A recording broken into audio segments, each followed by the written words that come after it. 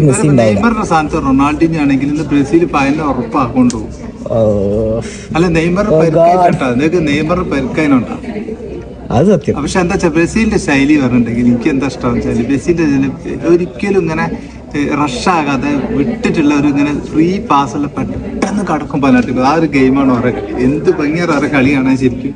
പക്ഷെ ജർമ്മനി ഉണ്ട് പറയട്ടെ, ജർമ്മനിയൊക്കെ ടോട്ടൽ ഫുട്ബോളാ. ഇത് ഓർക്ക് കൊടുക്കാതെ 8 ആള് ഒരുമിച്ച് ഇങ്ങനെ നിന്നിട്ട് തട്ടി പെട്ടെന്ന് കയറാതെ തട്ടി അടിക്കുക, അതാണ് അവരുടെ പരിപാടി ജർമ്മനി. പക്ഷെ ബ്രസീലിന്റെ ഒരു ഭംഗിയുള്ള ശൈലി, അത് എപ്പോഴും ഒരേ ശൈലി. ഇപ്രാവശ്യം ആര് കപ്പടിക്കുന്നതാണ് നിങ്ങളെ പേഴ്സണലി?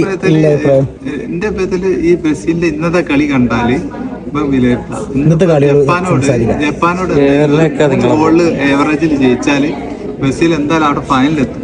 അർജന്റീനനെ അടിക്കും. അർജന്റീന എത്തുകയാണ്, അർജന്റീന അടിക്കും.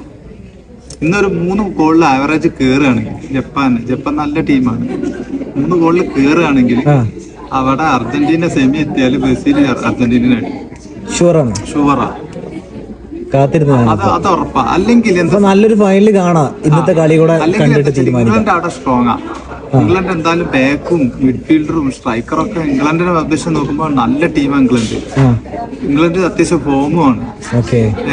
അപ്പൊ ബ്രസീൽ ഇപ്പൊ ഇവിടെ ഈ ജപ്പാനോട് ടൈ ബ്രേക്കറിലൊക്കെ ഉള്ള ഒരു കളിയിൽ ജയിച്ചു കഴിഞ്ഞാല് ഇംഗ്ലണ്ടിനോട് ചിലപ്പോൾ പിടിച്ചെടുക്കാൻ പറ്റുന്നില്ല. പക്ഷെ ബ്രസീൽ ഫോമിന്റെ കാര്യമായിട്ടാ പറഞ്ഞത്. ഇപ്പത്തെ രണ്ടാമത്തെ കളി ഇങ്ങനെ നെഗറ്റിവിറ്റി വരുന്നുണ്ടല്ലോ. ഇത് ജപ്പാൻ ഒരു 3 ഗോളിന് അടിച്ചാൽ ബ്രസീൽ സെറ്റാ. മനസ്സിലായില്ലെങ്കിൽ ഫസ്റ്റ് കളിയിലോ മൊറോക്കോനോട് ഇപ്പോൾ തോറ്റു ഇവിടെ ആഘോഷിച്ച് കുറെ ആൾക്കാർ സമനില പിടിച്ചാൽ 1-1 രണ്ടാമത്തെ കളിയിൽ സ്കോർ കൂടി, മൂന്നാമത്തെ കളി ഇങ്ങനെ സ്കോർ കൂടി.